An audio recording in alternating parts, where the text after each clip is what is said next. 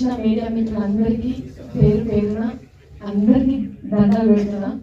ఎందుకంటే ఇక్కడ మేము కెమెరాల ముందు ఎంత పర్ఫామ్ చేసినా ఫ్రమ్ ద ఫస్ట్ డే మీరందరూ మమ్మల్ని జనాల దగ్గరికి తీసుకుపోయే దాంట్లో చాలా అంటే చాలా పెద్ద పాత్ర పోషించారు.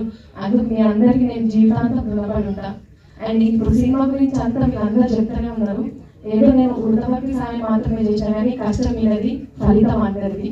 చాలా కష్టపడ్డాడు సినిమా చేసినప్పుడు. అంటే ఒక్కొక్క రోజు ఒక్కొక్కటి నడుచుకున్నా కూడా అది చెప్పుకోవడానికి మాట రావు, కళ్ళకి నీళ్ళు కాదు తప్ప.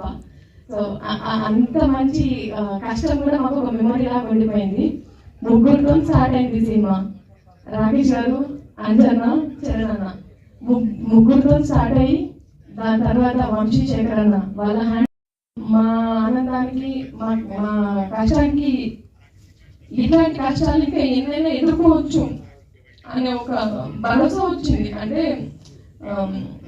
ఒక మంచి జరిగేటప్పుడు ప్రకృతి దానంతరం అదే అన్ని క్రియేట్ చేసుకుంటుంది అన్నట్టు. ఈ సినిమా స్టార్ట్ చేసిన దగ్గర నుంచి చరణ్ అప్రోచ్ అయిన విధానం కావచ్చు, అంజన్న దగ్గరకు వచ్చిన విధానం కావచ్చు, వంశీ శేఖర్ అన్న వాళ్ళు వచ్చిన విధానం కావచ్చు, సినిమా రిలీజ్ డేట్ ఫిక్స్ చేసుకున్నాం రిలీజ్ అవుతుందో కాదు అని చెప్పి డైలమాలో ఉన్నప్పుడు శ్రీనివాస్ గౌడ్ గారు ఒక దేవుళ్ళగా వచ్చి మేము రిలీజ్ చేస్తాము అని చెప్పి హామీ ఇచ్చిన విధానం కావచ్చు. మాకు చాలా అంటే చాలా ఇంకా అంటే మేము ఫ్యూచర్లో ఇంకా సినిమా చేస్తాం కావచ్చు, ఇంకా కష్టపడతాం కావచ్చు, కానీ ఈ సినిమా ఇచ్చినంత మెమోరీ కానీ ఈ సినిమా ఇచ్చినంత రిలేషన్స్ కానీ అంటే ఇవన్నీ మేము జీవితాంతం కాపాడుకుంటే మాకు అదే పెద్ద కోర్టు ఆస్తి అనుకుంటాను. నేను లైఫ్ లోకి వచ్చినప్పుడు సింగిల్ అంటే నాకు నిజంగా కూడా ఒక సర్కిల్ మెయింటైన్ చేయడం నాకు రాదు. నేను సింగిల్ గానే ట్రావెల్ అయినా, సింగిల్ గానే నాకైతే నేను స్టార్ట్ చేసిన.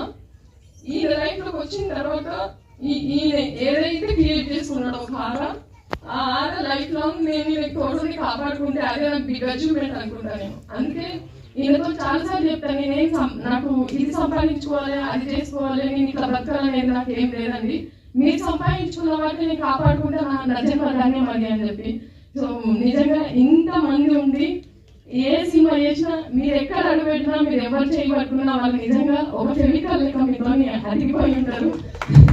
మిమ్మల్ని వదులుకోవాలని ఏమనుకుంటారు అంటే ఒక ఫ్రెండ్ లాగా లేకపోతే ఒక రిలేషన్ లాగా వచ్చిన వాళ్ళే మిమ్మల్ని వదులుకోవడానికి ఇష్టపడకపోతే నేను మిమ్మల్ని కష్టంలో వదిలిపెట్టి మీ కష్టం మీరు పడండి, ఫలితం వచ్చిన తర్వాత మనం అనుభవిస్తాం కదా అని నేను ఎట్లా అంటా. అందుకే ప్రతి దాంట్లో కూడా నేను ఉండాలనే స్వార్థంతో ప్రతి మూమెంట్ లో కూడా నేను ఉండాలి, నేను ఉంటే కొంచెమన్నా నేను షేర్ చేసుకొని ఆయన కాళ్ళకి తగ్గించాను అయితే కావచ్చు కదా అని ప్రతి దాంట్లో కూడా నేను బిడ్డ చేసుకొని తిరుగుతున్నాను అనమాట. చాలా మంది అంటున్నారు అంటే సినిమా ప్రమోషన్ కదా చిన్న పాపను పట్టుకొని ఇంతగానో మధ్యడం అవసరమా అట్లా అని చెప్పి. కష్టపడుతున్నది నా భర్త కదా, ఎదురింటోళ్ళు పక్కింటోళ్ళు అయితే నిజంగానే సుట్టం లేక పోతుంది. నా పెళ్లి కాబట్టి నేను పక్కకుంటేనే ఆ ధైర్యం నాకు ఉంటుంది అని ఒక ఆశతోని ఇట్లా పోతున్నా.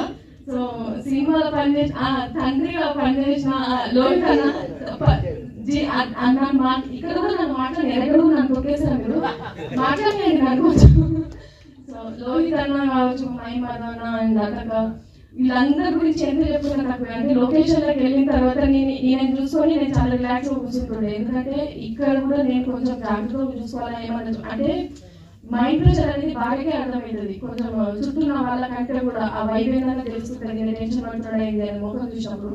కానీ లొకేషన్ ఉన్నప్పుడు కొంచెం రిలాక్స్ ఉంటాయి, ఎందుకంటే నేను చూసుకున్న దానికంటే 100% వీళ్ళు చాలా అంటే చాలా కేరింగ్గా చూసుకుంటాను. So especially Anjanna and Charan అన్న మీరు ఈ సినిమాకు దొరికిన అదృష్టం అనుకుంటా నేను. ఎందుకంటే అన్నాన్ని ఏ ముహూర్తంలో పిలిచిండో కానీ సొంత తమ్ముళ్ళని ఎట్లా చూసుకున్నారో అంతకంటే ఎక్కువ చూసుకున్నాడు. సో నీకు ఈ సినిమా వరకు మాత్రమే తమ్ముడు కాదు, జీవితాంతం తమ్ముడు అన్నింటినీ భరించాలి, అన్నింటినీ తట్టుకోవాలి, ఏ రాత్రి ఫోన్ వచ్చినా ఎత్తాలి, ఏ రాత్రి మెసేజ్ పెట్టాలి ఇట్లే ఇవ్వాలి. సో అట్లుంటుంది మనతోని. Thank you so much. మళ్ళీ ఒకసారి నేను అంటే పేరు పేరున అందరు చెప్పారు కదా, మళ్ళీ నేను చెప్తే ఇప్పటికే లేట్ అయిపోయిందని చెప్పేసి ఆయన పక్కకుండి చేతులు కాళ్ళు తీసుకుంటారు. So so thank you so much అందరికి. ఒక 5 minutes నేను మాట్లాడితే అయిపోయినట్టే.